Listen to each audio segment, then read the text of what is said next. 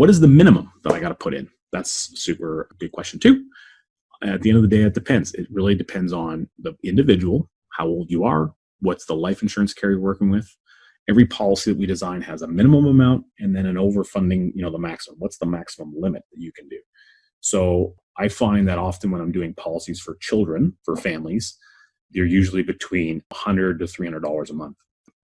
A lot of families will just take the child tax credit and they'll reposition it into this instead of wherever it was going before. And we can do them less than that, but generally I find that I'm usually, doing in that category. The more you put in, obviously, the more you get out.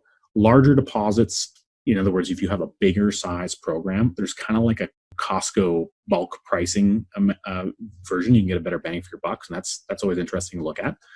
The other thing is age. So depending on how long you're going to be doing it for, what your future income might look like, we can plan some differently around that.